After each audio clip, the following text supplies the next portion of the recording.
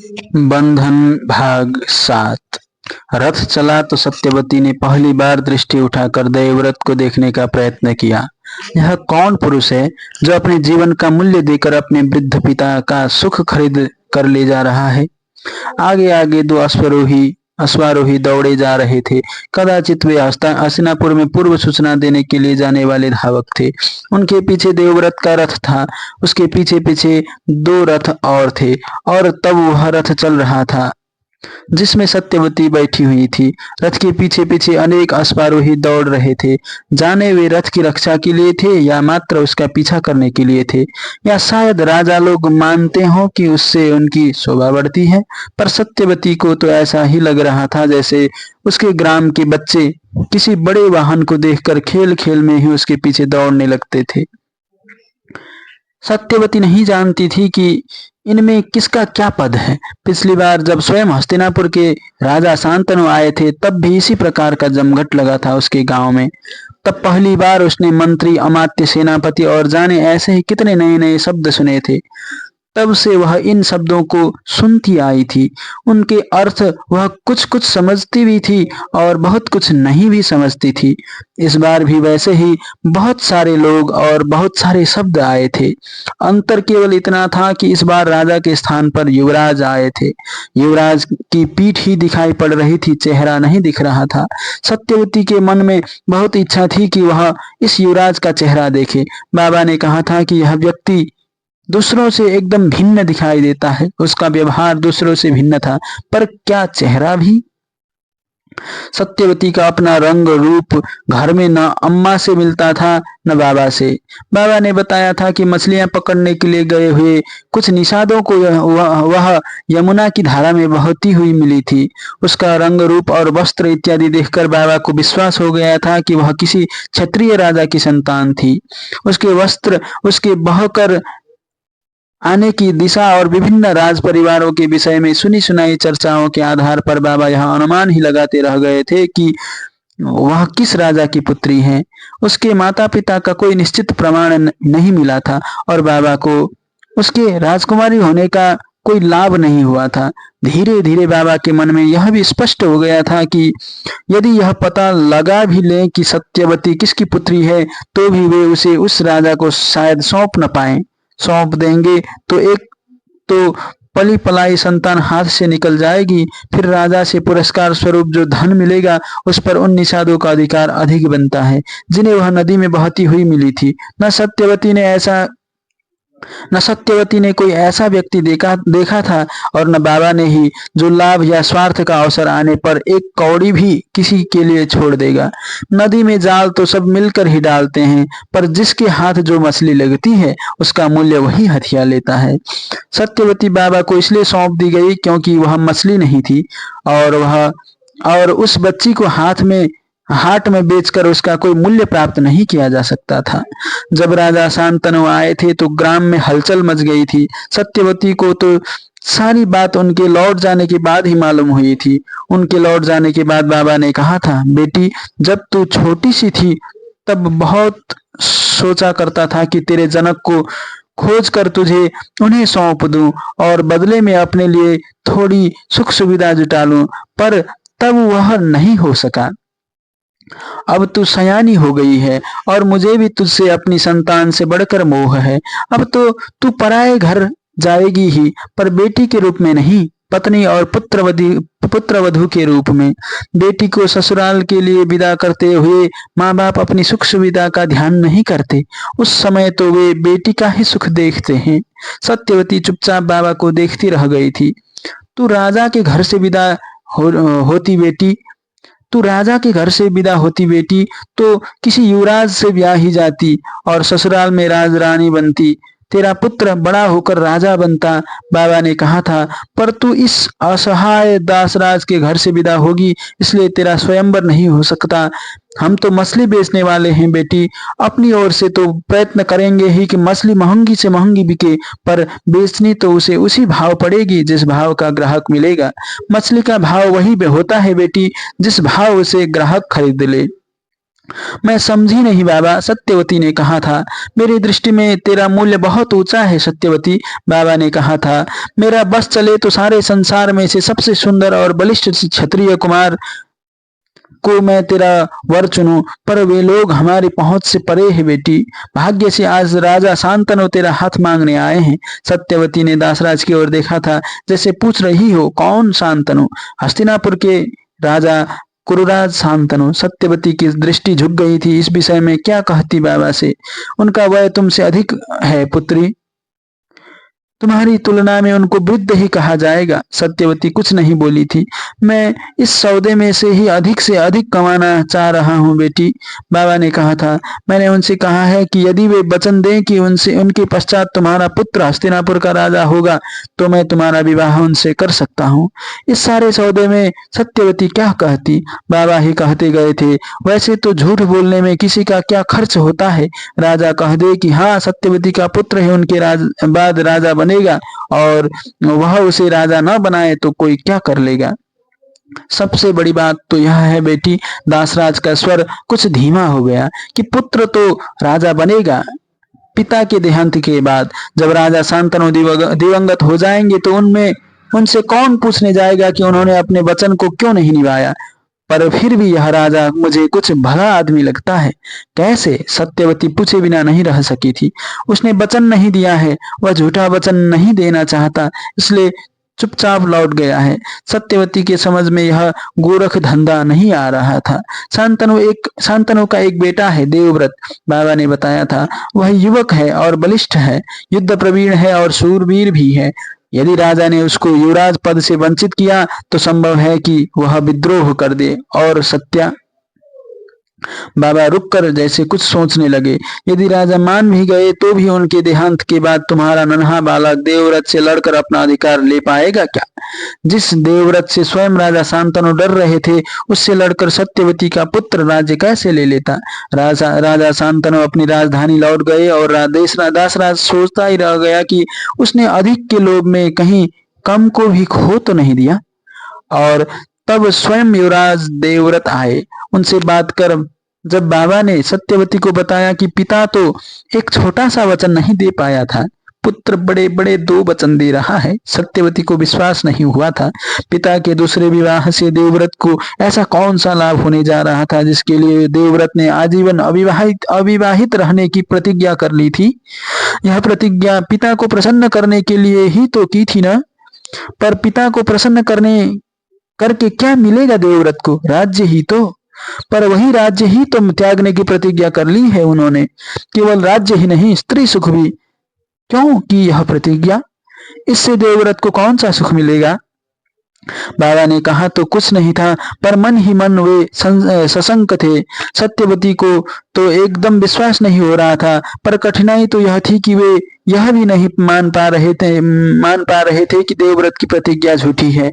यदि देवव्रत वह सब कुछ नहीं करना चाहता था जो कुछ वह कह रहा था, तो उसके लिए कहीं अधिक सरल था कि वह प्रतिज्ञा करता ही नहीं। झूठी प्रतिज्ञा को तोड़कर कलंकित होने से तो अप्रतिज्ञा अधिक सरल थी।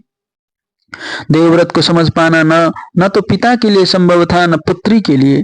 विदा से पहले बाबा ने सत्यवती को इतना ही कहा था, पुत्री नींव मैंने डाल दी है, अब उस पर प्रासाद उठाने का काम तो यथासमय तुम्हें ही करना है। स्वयं अपने आप पर भरोसा रखना और किसी पर भी पूरा विश्वास मत करना। बाबा ने जैसे उसे अपने जीवन के अनुभव का संपूर्ण निचोड़ दिया था। संसार में न सज्जनों का अभाव है न दुष्टों का। कौन जाने देवव्रत से किस सुख के प्रलोभन ने ऐसे त्याग की प्रतिज्ञाएं करवाई हैं। बस तुम अपना अधिकार मत छोड़ना। पिता के अनुभव के सामने सत्यवती क्या कहती?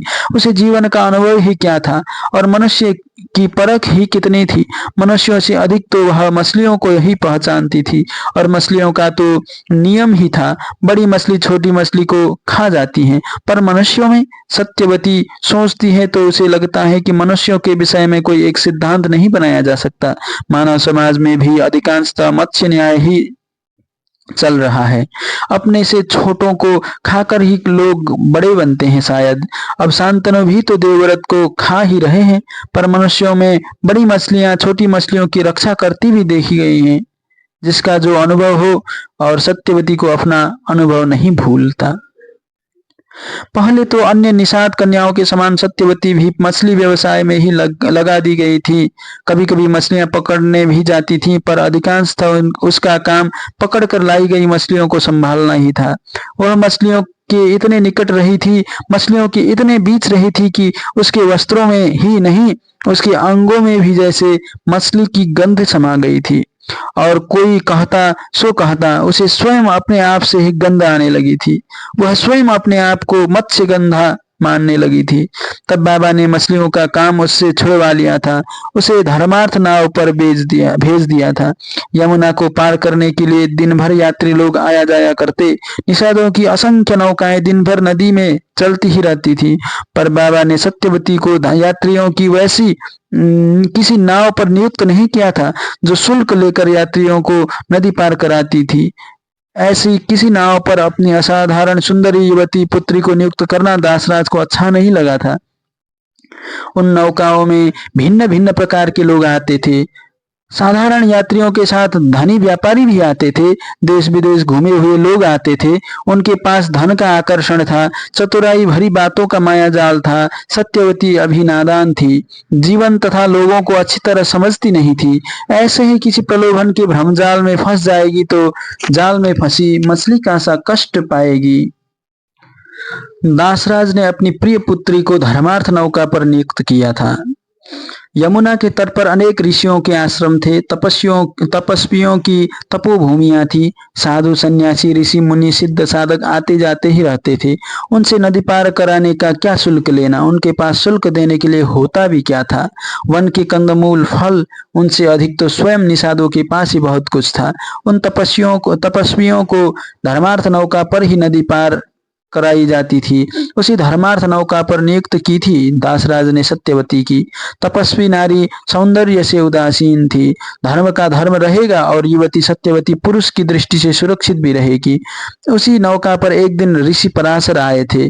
जब आए थे तो बहुत आत्मलीन थे, जैसे किसी गहरी समस्या में डूबे हुए हों, अपने परिवेश से असंपृक्त, जैसे ब्रह्मांड उनके पिंड से बाहर नहीं उनके भीतर ही हो। नौका में बैठते हुए उन्होंने यह भी नहीं देखा कि नाव में कोई और है या नहीं, या नौका को चला कौन रहा है। उन्होंने यह भी नहीं पूछा कि नौका चलेगी भी या नहीं, और चलेगी तो कब चलेगी। जब काफी समय बीत गया, दूसरा कोई यात्री भी नहीं आया और पराशर कुछ बोले भी नहीं, तो सत्यवती को सब कुछ बड़ा अटपटा सा लगने लगा। यमुना के एकांत घाट पर लगी हुई नौका और उसमें बैठे हुए पराशर और सत्यवती अपने नारीत्व अथवा यौवन के प्रति कभी इतनी सजग नहीं हुई थी। इस अटपटी अवस्था से मुक्त कैसे हो। दूसरा यात्री जाने कब आए ना आए, आखिर वह कब तक इस युवक तपस्वी के साथ इस एकांत स्थान में नौका पर बैठी रहेगी। ठीक है, तपस्वी से कुछ नहीं कह रहा, वह तो उसकी ओर देख भी नहीं रहा, पर सत्यवती का मन, उसका बोध, क्यों न सत्यवती उसे दूसरे किनारे पर छोड़ आए। दूसरे यात्रियों का होना क्यों आवश्यक है, यात्रियों की संख्या का तो कोई नियम नहीं है। सत्यवती ने चंपू संभाल लिए। नाव चली तो पराशर का ध्यान जैसे कुछ बटा। उनकी उचटती हुई दृष्टि सत्यवती पर भी पड़ी और फिर जैसे फिसलती हुई आगे बढ़कर यमुना के जल पर टिक गई। दृष्टि टिकी तो जैसे उसे कुछ याद आया। उसके मार्ग में एक नारी बदन आया था। तपस्वी की दृष्टि प्राकृतिक सौंदर्य में लुब्ध न रहकर वापस नारी सौंदर्य पर लौट आई। इस बार पराशर की जो दृष्टि सत्यवती की ओर लौटी थी, वह निर्वैयक्तिक नहीं थी, वह असावधान भी नहीं थी, वह मूक भी नहीं थी। वह एक पुरुष की दृष्टि थी जो नारी के सौंदर्य के भाव से दीप्त थी।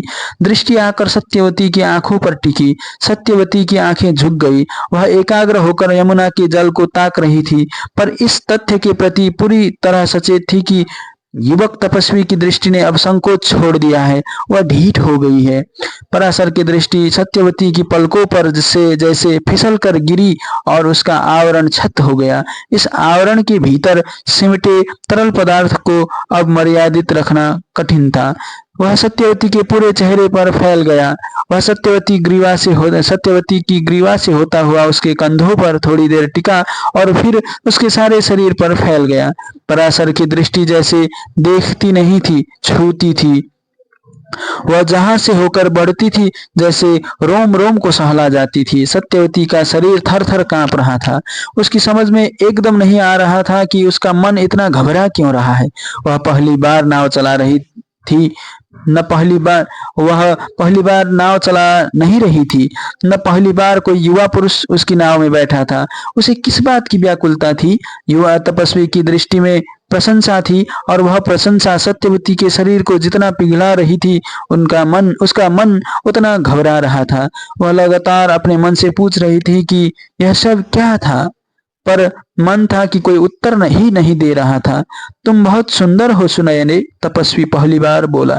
मेरा नाम सत्यवती है तपस्वी। सत्यवती समझ नहीं पा रही थी कि तपस्वी उसका नाम बिना पूछे क्यों उसे अपने इच्छा से सुनयने कह रहा है।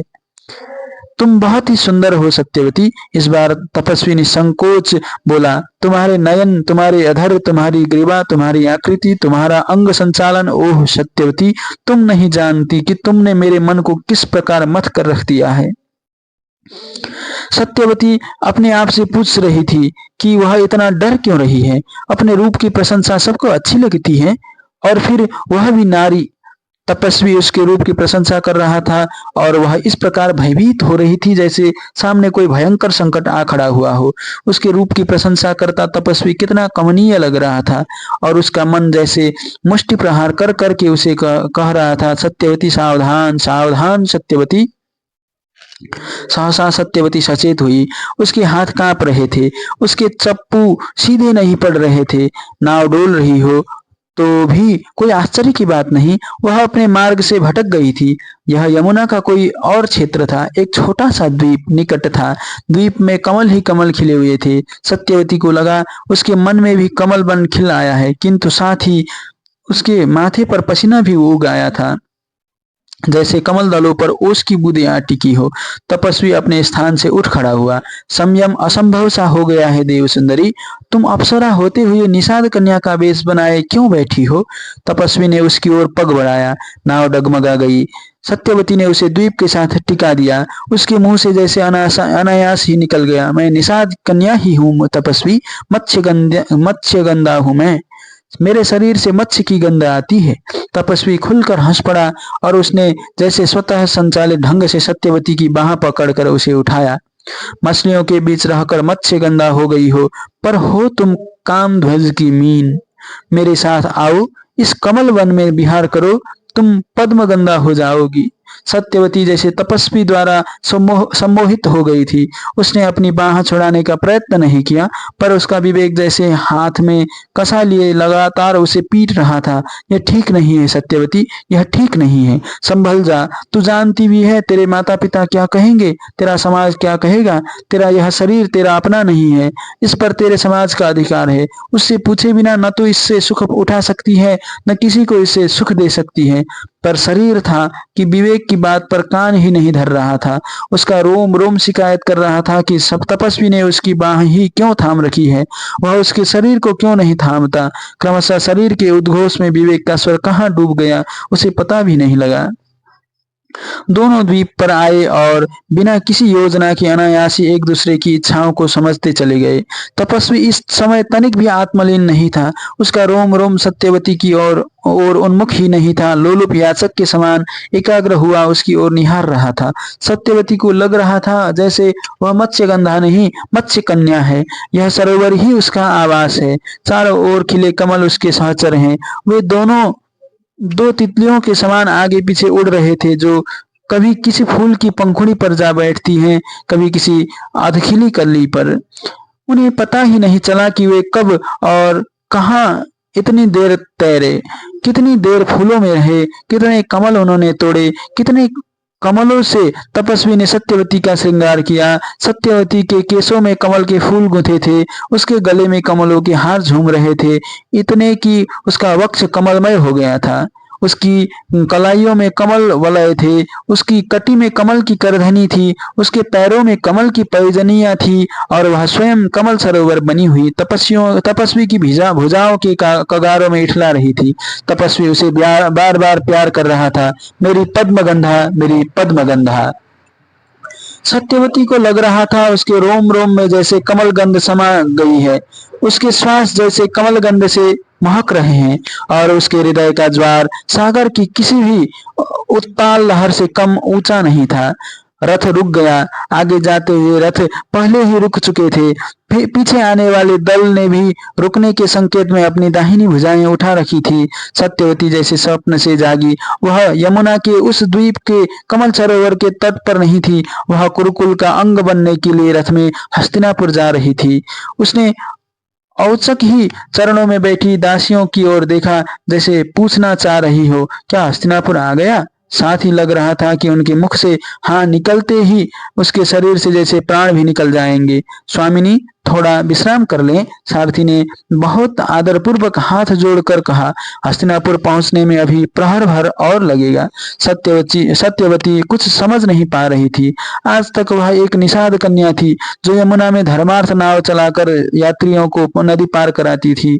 लोग उसे आदेश देते थे, मीठा कड़वा कुछ भी कह देते थे। ऐसा रथ सारथी और रथी देखती तो भय से सत्यवती के प्राण सूख जाते थे। और आज यह सारथी इतने विनीत भाव से उसे स्वामिनी कह रहा था और वह उसी संबोधन की मर्यादा में बधी उससे यह भी पूछ नहीं पा रही थी कि उसे थोड़ा जल मिल सकेगा क्या। वह कुछ कहती या कहने के लिए सोच पाती उससे पहले ही उसे देवव्रत अपनी ओर आते दिखाई दिए। इसी पुरुष को वह कितना देखना चाह रही थी, पर उसे अपनी ओर आते देख सत्यवती की आंखें ही नहीं उठ रही थी। नहीं, यह नारी की लज्जा नहीं थी। उस लज्जा का अनुभव उसने केवल ऋषि पराशर के सम्मुख किया था। अन्य पुरुष जैसे उसके लिए पुरुष ही नहीं थे। तो फिर क्यों नहीं देख पाती वह कौरवों के इस युवराज की ओर? उसके राज वैभव का आतंक था या इस देव पुरुष को सदा के लिए वंचित करने की अपराध भावना?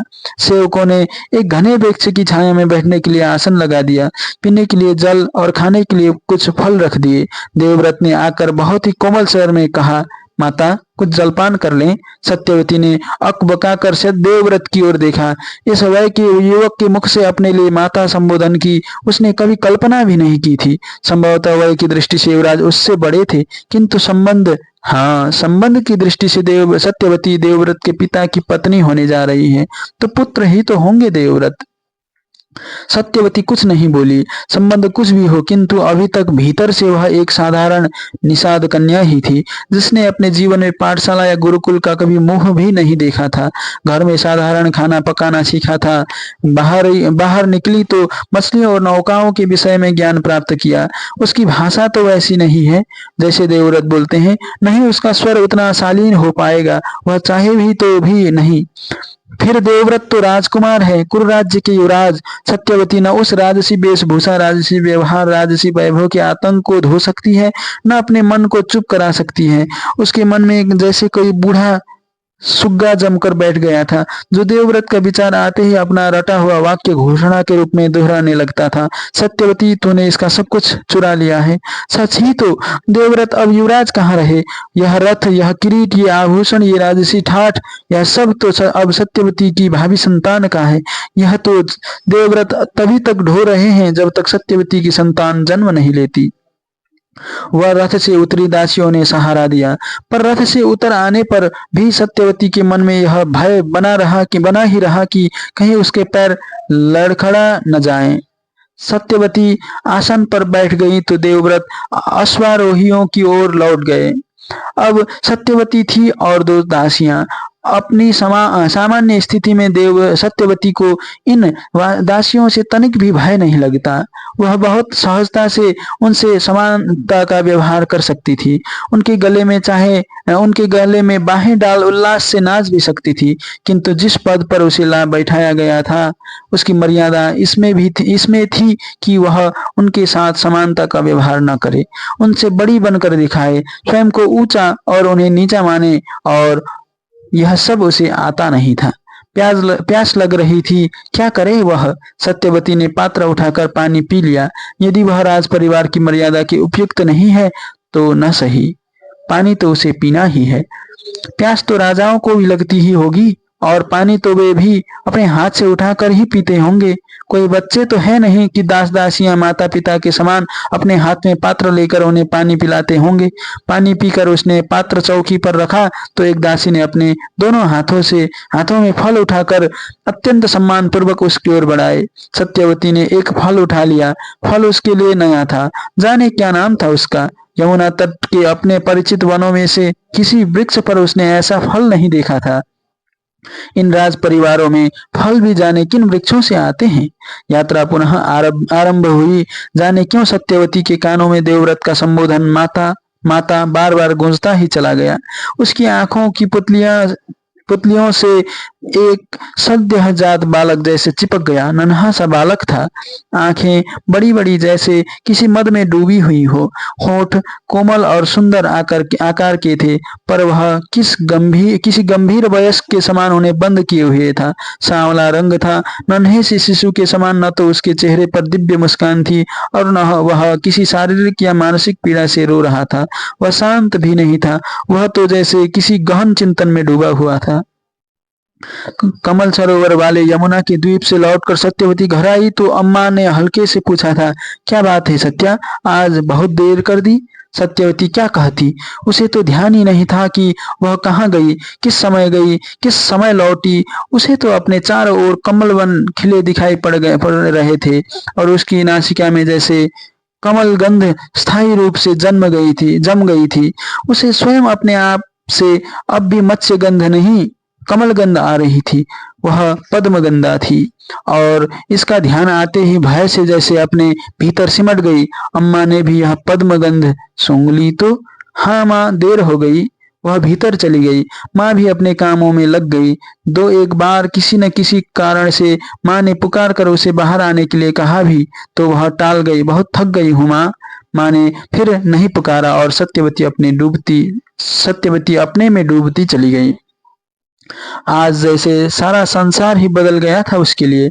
संसार इतना मादक है, यह उसने इससे पहले कभी नहीं जाना था। सुख मन में है, शरीर में है या बाहर संसार में है, उसने कभी सोचा था। यह आज मन में जाने कैसा उल्लास था। शरीर का रोम रोम पुलक से भर गया था। उस संसार के अनेक रहस्य अनायास ही उसके सामने खुल गए थे और जाने क्यों संसार और भी रहस्यपूर्ण हो गया था। भीतर जैसे एक चिंगारी सी फूटी और अग्नि को पाने की व्याकुलता में प्राण अधीर हो उठे थे। किंतु मादकता की इस घनी परत के नीचे कहीं बाबा का ध्यान भी सुगबुगा रहा था। यदि बाबा को इस बात की सूचना हो गई तो बाबा उसके इस संबंध को किस दृष्टि से देखेंगे। प्रसन्न होंगे, दुखी होंगे या कुछ भी नहीं कहेंगे। प्रसन्न कैसे होंगे। अपनी पुत्री के किसी पुरुष से विवाह पूर्व संबंधों को जानकर कोई पिता कभी प्रसन्न हुआ है कि बाबा होंगे। निषादों में तो आए दिन कोई न कोई ऐसा झगड़ा टंटा खड़ा होता ही रहता है।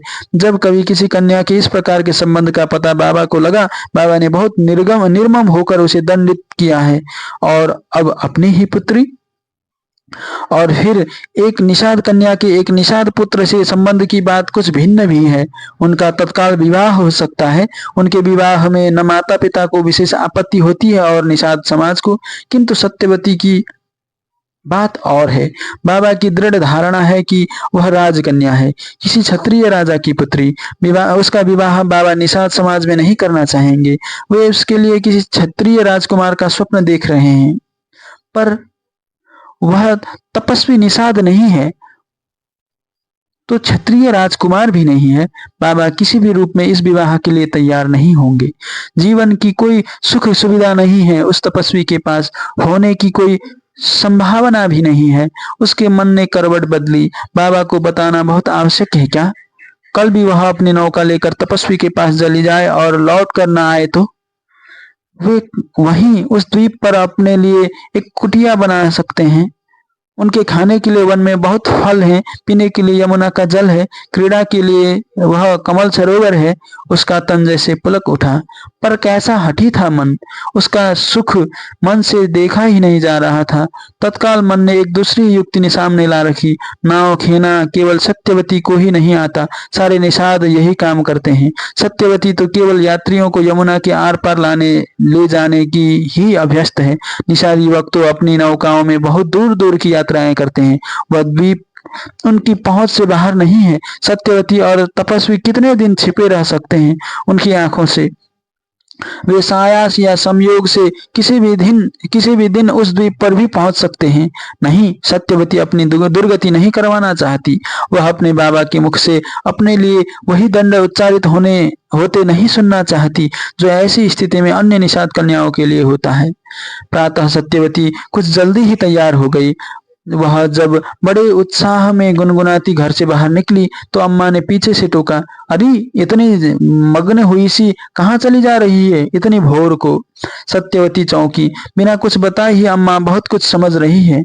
वे जानती है कि वह मग्न है। सत्यवती ने मन को चिताया, चौकस रहना, भोली नहीं है अम्मा हमारी।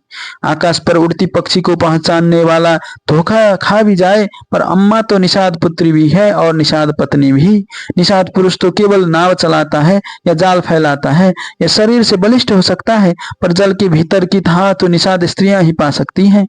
वे नाव में बैठी हुई जल की ऊपरी थिरकन को देखकर बता सकती हैं कि उसके भीतर कौन सी मछलियां हैं और कितनी संख्या में हैं। निषाद पुरुष जाल फेंकने से पहले अपनी स्त्री की ओर अवश्य देखता है। संकेत मिलता है तो जाल उछाल देता है, नहीं तो जाल उसके हाथ में ही सिमटा रहता है। जिनकी आंखें जल की अथाह गहराई में सब कुछ देख लेती हैं, उन निषाद स्त्रियों की मुखिया अम्मा अपनी बेटी के चेहरे को देख यह नहीं भाप पाएंगी कि उसके मन में क्या है। चेहरे से मन की दूरी ही कितनी है और सत्यवती का मन उतना गहरा भी तो नहीं है जितना कि यमुना का जल। अम्मा से कुछ छिपा कर रखना कठिन ही होगा। अपनी नौका पर जा रही हूँ अम्मा। सत्यवती ने सहज होने का प्रयत्न किया। वह बाहर आ गई थी और नहीं चाहती थी कि लौटकर अम्मा के सामने पड़े।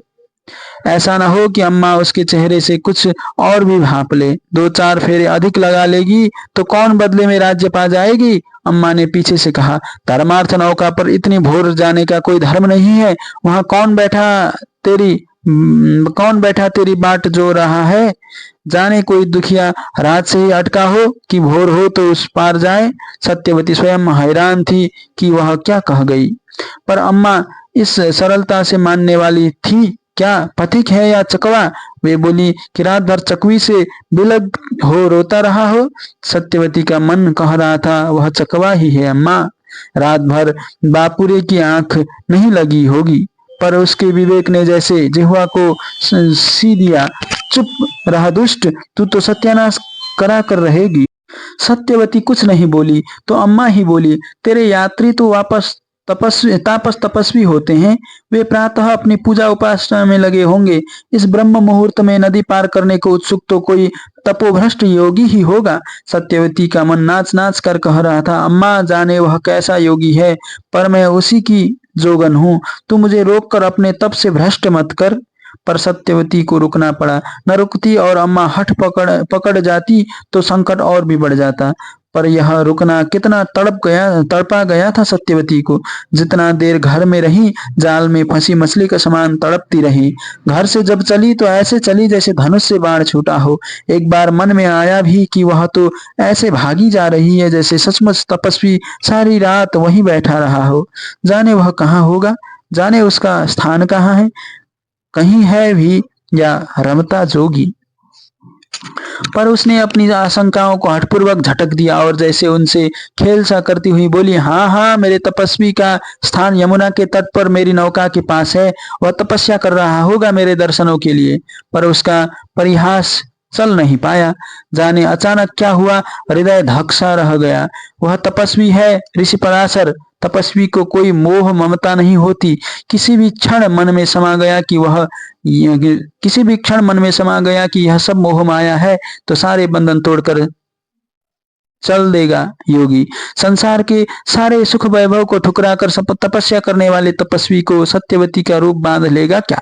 उसका तपस्वी साधारण सन्यासी नहीं है कि गृहस्थी से परेशान होकर केस बड़ा आंखें मूंद कर बैठ गया हो। वह ऋषि पराशर है, वशिष्ठ का पौत्र, शक्ति का पुत्र, जिसकी राज परिवारों में भी मान्यता है। ये आर्य राजा कितना सम्मान करते हैं ऋषियों का। एक बार किसी राजकुमारी को भी मांग ले तो राजा के मुख से ना नहीं निकलेगा।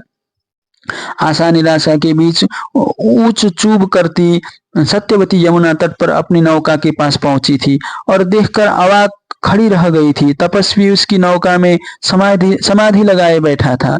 सत्यवती का मन हुआ दौड़ कर जाए और अपने तापस के गले में बाहें डाल दे, पर आसपास अनेक निषाद स्त्री पुरुष थे। वैसे भी सत्यवती का मन तो बौराया हुआ था। उसकी मानकर चलती तो उस सब मटिया मेट हो जाता। उसने बहुत धीरे से नाव में पैर रखा ताकि नाव न डोले, न तपस्वी का ध्यान भंग हो। बिना शब्द किए उसने चप्पू उठा लिए और नाव को खिसकाया। नाव डोली तो तपस्वी ने आंखें खोल दी और उसके अधरों पर एक अलौकिक मुस्कान आ बिराजी। बड़े कच्चे साधक हो, सत्यवती वक्रता से मुस्कुराई। इतनी सी बात से समाधि भंग हो गई? तपस्या के वरदान से तुम आई तो समाधि का सुख चाहिए किसको? वह मुस्कुराया। यह क्यों नहीं कहते कि बगुले के समान आंखें मूंदने का नाटक कर मछली के आने की राह देख रहे थे। मछली दिखी तो उचक ली, अब ध्यान करना ही क्या है? जाने कौन सी ऊर्जा इसे इतना बाचाल बना रही थी। तपस्वी हंसा। उसके श्यामल चेहरे पर उसके उजले दांतों की पंक्ति सत्यवती के मन में मेघों भरे आकाश में उड़ती बगुलों की पांत का बिंब जगा गई। तपस्वी, तुम्हें मेरी यह बात बुरी तो नहीं लगी? बुरी क्यों लगेगी? समाज में तुम्हारी प्रतिष्ठा है और तुम कवयत्री हो पद्मगंधा, तुम्हारे मुख से प्रकृति का संगीत झरता है। तपस्वी ने उसे मुग्ध दृष्टि से देखा। तुम अपना महत्व नहीं जानती।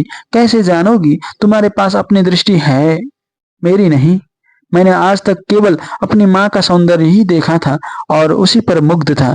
तुम्हारी माँ बहुत सुंदर है। सत्यवती ने उसे टोक दिया। कहाँ रहती है तुम्हारी अम्मा? मेरी माँ तो सब जगह रहती है। सब जगह?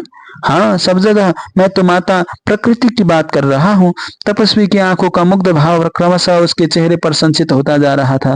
मैंने आज तक प्रकृति से सुंदर कुछ भी नहीं देखा था, पर कल तुम्हें देखा तो लगा प्रकृति का सारा सौंदर्य तुम में केंद्रीभूत हो गया है। पद्मगंधे, तभी मेरी समझ में आया कि माँ की आवश्यकता पुरुष को तभी तक होती है जब तक वह अबोध होता है। बोध होने पर उसे माँ की नहीं, प्रिया की आवश्यकता होती है, जिससे वह अपने वयस्क प्रेम की प्रतिध्वनि पा सके। तपस्वी, तुम्हारी बातें मेरी समझ में नहीं आ रही। शब्दों का अर्थ समझना आवश्यक नहीं प्रिय, मेरे मन का अर्थ तुम समझ रही हो।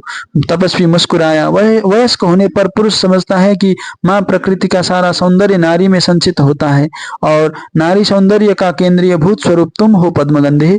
सचमुच सत्यवती उसके शब्द नहीं समझ रही थी, पर उसके मन को समझ रही थी। उसके लिए इतना ही पर्याप्त था कि तपस्वी इसकी प्रशंसा कर रहा था। शब्द न भी समझे तो क्या? जब यज्ञ होता है और ऋषि लोग ऋचाओं का गायन करते हैं तो भी सत्यवती को शब्द समझ में नहीं आते, पर सत्यवती समझती है कि वे ईश्वर की उपासना कर रहे हैं। नौका फिर उसी द्वीप में आ लगी थी। तपस्वी ने उसका हाथ पकड़कर उसे नौका से उतारा, पर आज सत्यवती का मन उल्लसित होते हुए भी आशंकित था। वह सरोवरों में कमल दलों के बीच तपस्वी के साथ मत्स्य कन्या के समान तैरना नहीं चाहती थी। वह उद्यानों में दो तितलियों के समान पुष्प पराग का पान करते हुए उड़ना नहीं चाहती थी। वह आज एकांत वृक्ष की छाया में तपस्वी के पास बैठकर शांति से कुछ गंभीर बातें करना चाहती थी। जाने एक ही दिन में वह इतने प्रौढ़ कैसे हो गई थी। तपस्वी, तुम्हें यह तो नहीं लगता कि मैं तुम्हारी तपस्या के मार्ग में विघ्न बनकर आई हूँ? वह अत्यंत गंभीर थी। तपस्वी ने दोनों हाथों से उसके कंधे थाम दिए। पद्मगंधे, तुम मेरी तपस्या की बाधा नहीं, तपस्या की परिणति हो। सत्यवती नहीं समझ पाई कि वह उसकी प्रशंसा कर रहा है या नहीं। आज तुम कुछ न भी कहो, वह बोली, पर कल तुम्हें लगने लगे कि मेरे कारण तुम तपोभ्रष्ट हो गए हो। तुम्हें मुझसे वितृष्णा हो जाए तो मैं कहीं की नहीं रहूंगी। बाबा मुझे ऋषि विश्वामित्र की कहानी सुनाया करते थे। ऋषि मेनका के साथ तो विहार करते रहे, पर जब शकुंतला गोद में आ गई तो उसे फेंक वन में तपस्या करने चल दिए।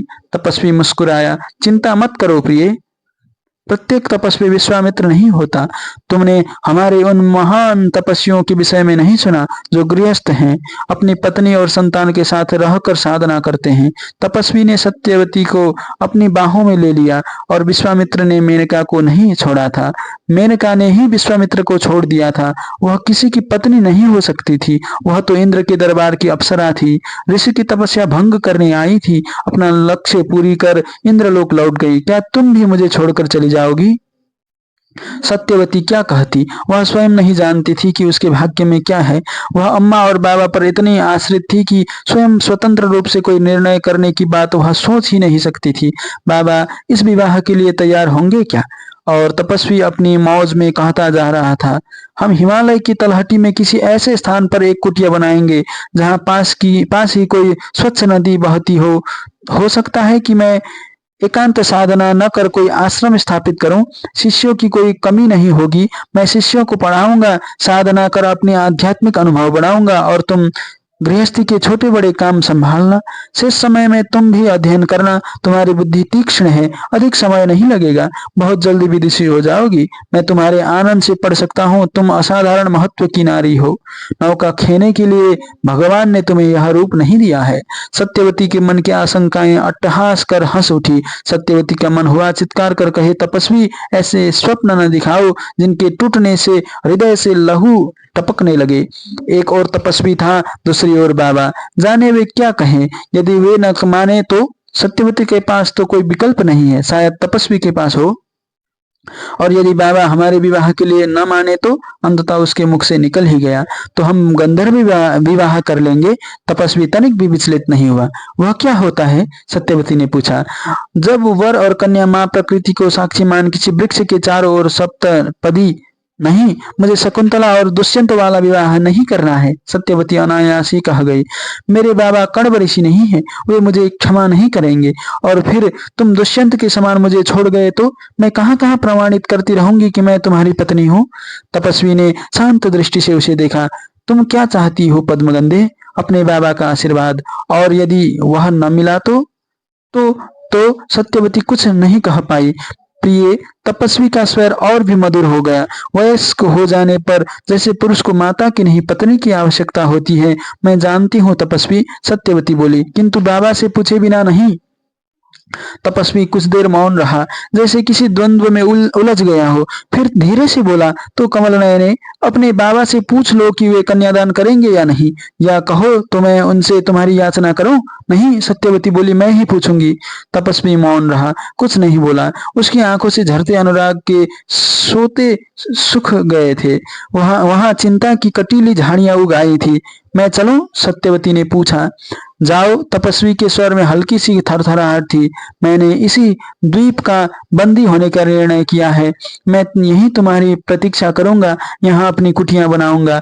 यदि तुम्हारे बाबा ने मेरे साथ विवाह की स्वीकृति दे दी तो यहाँ हमारी गृहस्थी बसेगी, अन्यथा यह मेरी साधना भूमि हो जाएगी। सत्यवती ने कुछ नहीं कहा। उसका मन रोने रोने को हो रहा था। तपस्वी के मुख की ओर देखने का उसका साहस नहीं हो रहा था। वह जानती थी, अब यदि अब भी तपस्वी उसे थाम लेता और कहता, सत्यवती तुम मेरी हो, तो शायद सत्यवती घर भी न लौट पाती। किंतु उसका विवेक उसे लगातार चौकस कर रहा था। सत्यवती उठ चल, इससे पहले कि तपस्वी फूट पड़े तो चल पड़, नहीं तो बहुत देर हो जाएगी।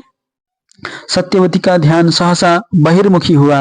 रथ के आगे आगे चलने वाला दल धीमा हो गया था और हस्तिनापुर का नगर द्वार दिखाई पड़ रहा था। लगता है कि हस्तिनापुर आ गया। जानते बुझते हुए भी सत्यवती ने अपने मन को विश्वास दिलाने का प्रयत्न किया। सत्यवती का मन जैसे अपने सारे विस्तार को अतीत में से समेट रहा था। इस समय वर्तमान बहुत महत्वपूर्ण था। दासराज का अपनी पोष्य पुत्री को क्षत्रिय राजा से ब्याहने का स्वप्न पूरा होने जा रहा था।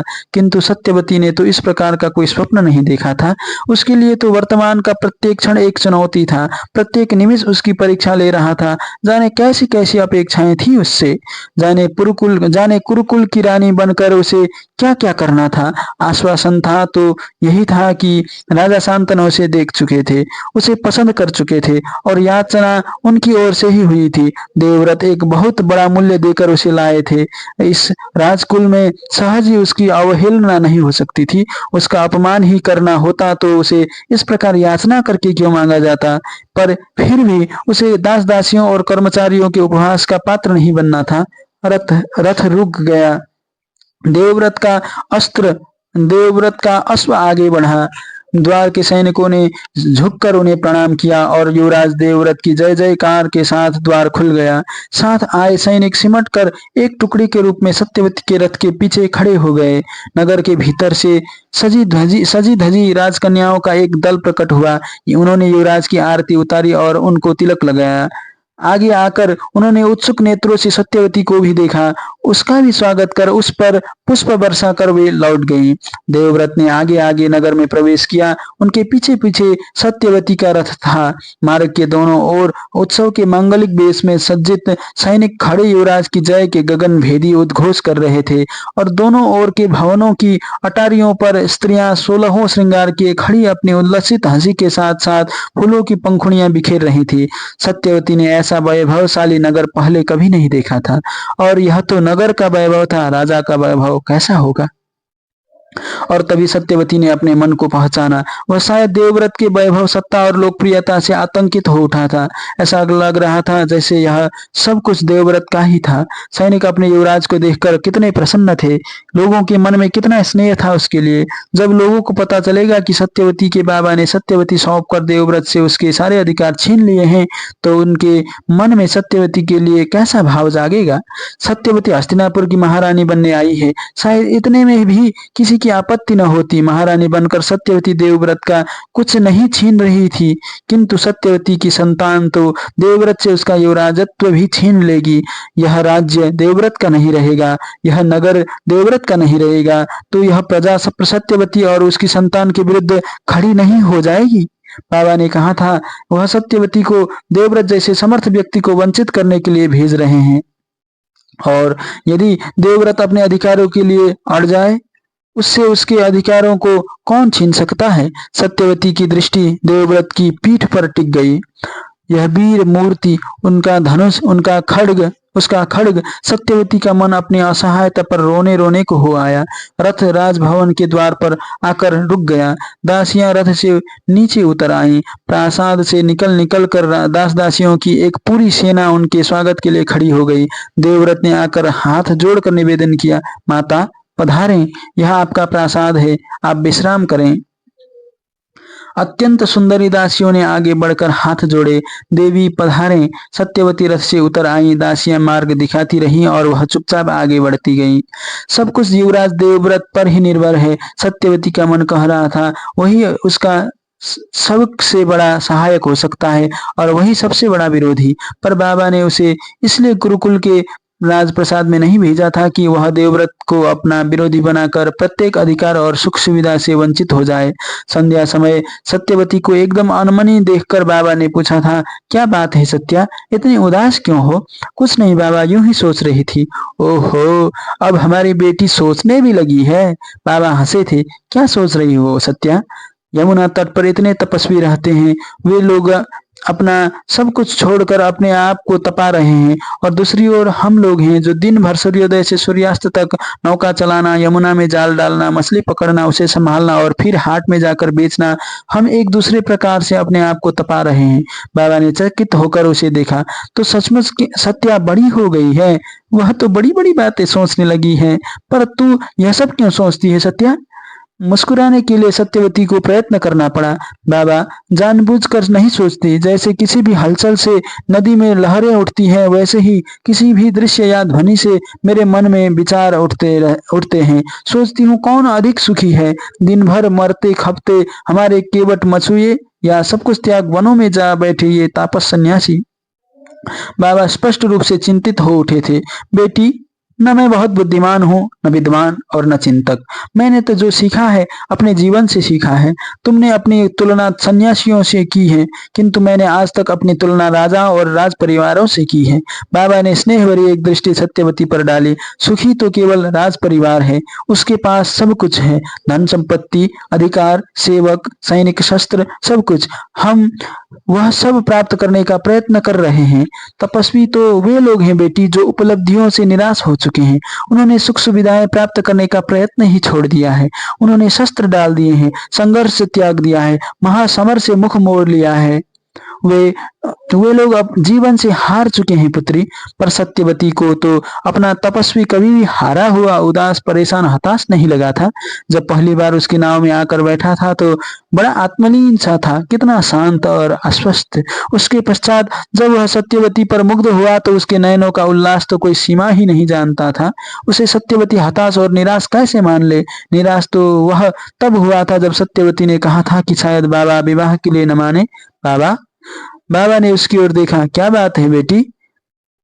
कहीं ऐसा तो नहीं कि हम उसके उसके पीछे पड़े हैं और जो हमें नहीं मिल सकता और इसलिए हम सुखी नहीं हैं?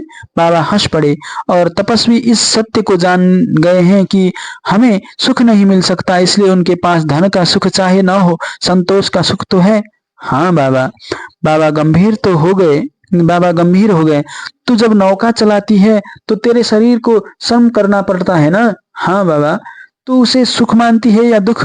वह तो मेरा सहज धर्म है बाबा, न सुख न दुख। उस समय तेरी नाव किसी नौका के आगे होती है, किसी के पीछे। हाँ बाबा। पर फिर भी आगे पीछे किसी समय तू नदी पार कर ही जाएगी। हाँ। और यदि तू नाव चलाए ही नहीं, इसी किनारे पर बैठी रहे, तो सुखी होगी या दुखी? दुखी होंगी बाबा। क्यों बेटी? क्योंकि एक तो मेरा शरीर अपना श्रम धर्म नहीं निभाएगा तो आलसी होकर जुड़ता जाएगा, और दूसरे मैं कभी नदी पार नहीं कर पाऊंगी। ठीक है बेटी, बाबा बोले। राजा लोग वे हैं जो नदी के पार पहुंच गए हैं, हम वे लोग हैं जो आगे पीछे अपनी नौकाएं चला रहे हैं। तपस्वी वे हैं जो नदी के इस ओर यह मानकर बैठ गए हैं कि हम नदी के पार पहुंच ही नहीं सकते। सत्यवती कई क्षणों तक चुपचाप बाबा को देखती रही, फिर जैसे साहस जुटाकर बोली, एक बात पूछूं बाबा? पूछ बेटी। आप बुरा तो नहीं मानेंगे? तो इतनी बुरी बात पूछने वाली है क्या? नहीं, पर आप कहीं यह न मान लें कि मैं अशिष्ट हो गई हूँ, बड़ों के साथ विवाद करती हूँ। नहीं बेटी, तो पूछ। क्या पूछती है? बाबा, नौकाओं की दौड़ में चाहे कोई जीते या हारे, प्रत्येक नाविक हाँफ जाता है, पर किनारे पर खड़ा दर्शक किसी की भी जीत हार में नहीं है, इसलिए प्रत्येक स्थिति में प्रसन्न है। सांसारिक जीव क्या नौका दौड़ का प्रतिस्पर्धी और तपस्वी किनारे पर खड़ा दर्शक नहीं है? साधारण गृहस्थ दौड़ का प्रतिस्पर्धी नहीं होता बेटी, वह तो चल रहा होता है, वह केवल अपना धर्म निभा रहा है, केवल दुखी नहीं है। बाबा ने कहा, मैं अपना धर्म निभा रहा हूँ, तू अपना निभा। निश्चित रूप से तू राजकन्या है सत्यवती, तू किसी राजा को ही प्राप्त करेगी। मैं पहुंचू न पहुंचू, तू नदी के पार पहुंचेगी, तू राजवधू होगी पुत्री। यदि किसी सन्यासी को ही सौंपना होता तो मैं कब से तेरा कन्यादान कर चुका होता बेटी। मैं अपनी बात नहीं कह रही बाबा, सत्यवती ने कुछ अतिरिक्त प्रयत्न के साथ कहा। तू अपनी बात नहीं कह रही, पर मैं तेरी बात कह रहा हूँ। बाबा मुस्कुराए। तू राजकन्या है, तेरा धर्म त्याग में नहीं ग्रहण में है। मछली पानी में ही जीवित रहती है सत्यवती, हवा में आते ही उसके प्राण निकल जाते हैं। हवा कितनी भी सुखद क्यों न हो, तू त्यागमय जीवन में जीवित नहीं रह पाएगी। बाबा उठकर बाहर जाने को तैयार हुए, पर द्वार के बाहर जाते जाते वे फिर लौट आए। और तू इतना सोचा मत कर बेटी, अभी सोचने का वय नहीं है। तेरा सोचने का काम तू मुझ पर और अपनी अम्मा पर छोड़ दे। बाबा चले गए और सत्यवती सोचती ही रह गई, क्या बाबा उसके विषय में सब कुछ जानते हैं? यदि जानते हैं तो इतने शांत कैसे हैं, और नहीं जानते तो इतना सटीक कैसे बोल गए, जैसे सारी बात उसी के विवाह को लेकर चल रही हो। बाबा कहते हैं कि वह राजकन्या है, वह उसका विवाह किसी राजकुमार से ही करेंगे। तब कैसा होगा जीवन सत्यवती का? दास दासियां, हाथी घोड़े, रहने के लिए प्रासाद, यात्रा के लिए रथ और साथ चलने के लिए अंगरक्षक। सत्यवती की कल्पना में सब कुछ बहुत सजीव हो उठता है, पर जैसे ही अपनी कल्पना में वह राजकुमार की छवि आंकने का प्रयत्न करती है, तपस्वी पराशर की आकृति आकर उसकी कल्पना के सारे चित्रों को वैसे ही ढक लेती है जैसे इंद्रधनुष आकर सारे आकाश पर आरोपित हो जाता है। सत्यवती के कंठ से एक गहरा दुश्वास फूटा, कहीं मेरा तपस्वी ही कोई राजकुमार होता। अगले दिन से सत्यवती का नाव चलाना दूभर हो गया। वह नाव में बैठती तो उसे लगता कि उसकी नाव तपस्वी के टापू की ओर भागती जा रही है। हर समय उसके चप्पू अपनी नाव को उस टापू से दूर ठेलते रहते और सारे प्रयत्न के बाद भी नौका उसी टापू की ओर बढ़ जाती। अंततः हार कर सत्यवती नाव को किनारे से लगाकर अपना सिर पकड़ रेत पर बैठ जाती। जाने नाव में ही कोई हठी प्रेत आ बैठा था जो उसे किसी दूसरी दिशा में चलने ही नहीं देता था, या सत्यवती का अपना ही दिशा ज्ञान खो गया था, या कभी कभी उसे लगने लगा था कि उसकी नाव में दो लंबी रस्सियां बंधी हुई हैं। एक का सिरा टापू में बैठे तपस्वी के हाथ में है और दूसरी का सिरा हाथ में पकड़े बाबा अपने स्थान पर खड़े हैं।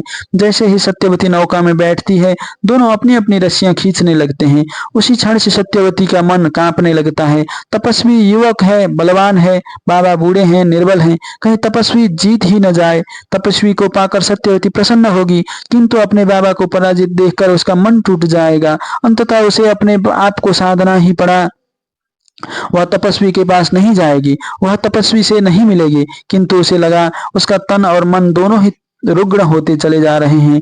तपस्वी के पास वह जाएगी नहीं और अन्यत्र कहीं जाने का उसका मन ही नहीं होता था। जीवन का रस कैसे सूख गया था। अम्मा ने एक दिन गहरी दृष्टि से उसे देखा। क्या हुआ है तुझे? कुछ भी तो नहीं अम्मा। तो होठ क्यों सूख रहे हैं तेरे? चेहरा क्यों पीला पड़ गया है? नहीं तो, ऐसा तो कुछ नहीं है। अम्मा चुपचाप उसे देखती रही और फिर उन्होंने बाबा को भी पुकार लिया। बाबा आए तो अम्मा बोली, देख रहे हो अपनी लाडली को क्यों सूखती जा रही है, यह द्वंद्व है इसके मन में। बाबा बहुत शांत स्वर में बोले, तपस्वी या राजकुमार? अम्मा की दृष्टि और भी तीखी हो गई। पुरुष संग किया है तूने? सत्यवती क्या कहती, न स्वीकार कर सकती थी न अस्वीकार। उसने चुपचाप सिर झुका दिया। कौन है वह? अम्मा की आंखें लाल होने लगी। पर बाबा ने अद्भुत धैर्य का प्रमाण दिया। उन्होंने अम्मा के कंधे पर हाथ रखा। शांत रहे सत्या की माँ, शांत रह सत्या की माँ। बेटी है हमारी, शत्रु नहीं है। काम तो उसने शत्रु का सा ही किया है। अम्मा शांत नहीं हुए। इसे तो चीर कर यमुना में डाल दो, मत्स्य खा जाए इसे। नहीं, बाबा की शांति तनिक भी भंग नहीं हुई। इसने बेटी का धर्म निभाया है, हमें माता पिता का धर्म निभाना है। क्या कहना चाहते हो? बाबा अपने गहरे स्वर में बोले, एक तपस्वी में अनुरक्त हुई थी सत्या। मुझसे इसने संकेतों में पूछा और मैंने अपना निर्णय संकेतों में दे दिया। तब से सत्या एक बार भी नहीं मिली उस तपस्वी से। बाबा की आंखों में स्नेह उमड़ आया। इसने लाज रख ली मेरी, अब मुझे इसकी लाज रखनी है। कानीन संतान को जन्म देकर यह तुम्हारी लाज रख रही है। अम्मा संतुष्ट नहीं थी। नहीं, बाबा बोले, तपस्वी तो कानीन संतान में भी अधर्म नहीं देखता, नहीं वह गंधर्व विवाह को धर्म विरुद्ध मानता। पर अब क्षत्रिय राजा कानीन संतान के पक्ष में नहीं है। यदि सत्या का विवाह किसी राजकुमार से करना है तो इस तथ्य को अब छिपाना होगा। सत्या तपस्वी की भार्या नहीं बनेगी, कन्या ही रहेगी। यह सब कुछ मानकर क्या सत्या ने मेरी लाज नहीं रखी? अम्मा कुछ नहीं बोली, पर उनके हाव भाव बता रहे थे कि वह बाबा से सहमत नहीं है। बाद की सारी व्यवस्था बाबा ने स्वयं ही कर दी थी। प्रसव के बहुत पहले से ही वह अपने ग्राम से हट गई थी। प्रसव तपस्वी के उसी टापू में हुआ था और सत्यवती ने अपने हाथों से वह बालक अपने तपस्वी ऋषि पराशर को सौंपा था। इसका ध्यान रखना। तपस्वी के मुखड़े पर अब वह बाबरापन दिखाई नहीं देता था, न सत्यवती का सान्निध्य उसे उन्मादी बनाता था। वह इस अवधि में जहां इधर सत्यवती ने अपने आप को साध लिया था, उधर तपस्वी ने भी स्वयं को कस लिया लगता था। तपस्वी ने बड़ी स्निग्ध मुस्कान बिखेरी थी शिशु पर। निश्चिंत रहो, तुम नहीं मिली तो अब मेरा सब कुछ यही है। कृष्ण द्वैपायन। सत्यवती ने एक दृष्टि बालक पर डाली। उसकी सोई सोई गंभीर सी आंखें, उसका वह श्यामल वर्ण, हल्के अरुण होठ और आकर्षक मुस्कान। फिर तपस्वी की ओर देखा। इसे कानीन संतान मानकर धिक्कारोगे तो नहीं? तपस्वी मुस्कुराया, जैसे सत्यवती ने कोई पागलपन की बात कही हो। सृजन पुण्य है देवी। सृष्टि का लक्ष्य ही सृजन है। सृजन में सहायक होकर हम सृष्टा की आज्ञा का पालन करते हैं। धरती में से जब भी कोई पौधा जन्म लेता है तो क्या हमने कभी सोचा कि इसके जन्म के पूर्व सामाजिक विधि विधान का पालन किया गया अथवा नहीं? हम प्रत्येक पौधे का स्वागत करते हैं क्योंकि वह सृष्टा की मुस्कान है और यह तो मानव संतान है। पराशर ने स्नेह से शिशु के माथे पर हाथ रखा। तो हमारा समाज उसे क्यों बुरा मानता है? सत्यवती पूछे बिना नहीं रह सकी। तपस्वी की मुस्कान को परे धकेल आवेश की आभा झलकी। प्रभु की धरती को क्षत्रिय राजा न केवल आपस में बांट लेना चाहते हैं, वरन अनंत काल तक उसे अपनी संपत्ति बनाए रखना चाहते हैं। जब तक धरती रहेगी तब तक वे जीवित रह नहीं सकते, इसलिए उसे अपने उत्तराधिकारियों को सौंपने से पहले प्रमाणित कर लेना चाहते हैं कि उत्तराधिकारी उनका वैध आत्मज ही है। और संतान। पराशर की मुस्कान ने उनके आवेश को जीत लिया। तपस्वी के पास क्या है देवी, जिसे सौंपने के लिए वह प्रकृति की प्रक्रिया में अपना विधान अड़ाए। सृष्टि प्रकृति का विधान है, मनुष्य का विधान तो उसका अहंकार है। सत्यवती चुपचाप खड़ी अपने तपस्वी को देखती रही। कैसा महान है यह तपस्वी। संकीर्णता और संकुचितता का नाम भी नहीं, उदार जैसे कि आकाश। बड़ी देर के बाद इतनी ही पूछ पाई, मुझसे रुष्ट तो नहीं हो। तपस्वी फिर मुस्कुराया, तुम मिलती तो गृहस्थी बसती, न मिली तो साधना बिकसी। तपस्वी के लिए तो सब और उपलब्धि ही है, वंचना नहीं है। सत्यवती लौट आई और आज तक वह एक क्षण के लिए भी भूल नहीं पाई कि उसका तपस्वी उसे इसलिए नहीं मिला क्योंकि वह राजकुमार नहीं था। उसका नन्हा कृष्ण द्वैपायन उसे छूट गया क्योंकि राजा कानीन पुत्र को स्वीकार नहीं करता, ऋषि ही स्वीकार कर सकता है। राजवधु बनने के लिए बहुत बड़ा मूल्य चुकाया था ना सत्यवती ने, और जब उसने मूल्य चुकाया ही है तो वह अपने अधिकार डंके की चोट पर लेगी। बाबा ने यदि उसे राजरानी बनाना चाहा है तो अब वह राजरानी भी बनेगी और राजमाता भी। तपस्वी ने तो कहा ही था कि उसके लिए सब और उपलब्धि ही उपलब्धि है। कहीं ऐसा न हो कि सत्यवती के लिए सब और वंचना ही वंचना हो।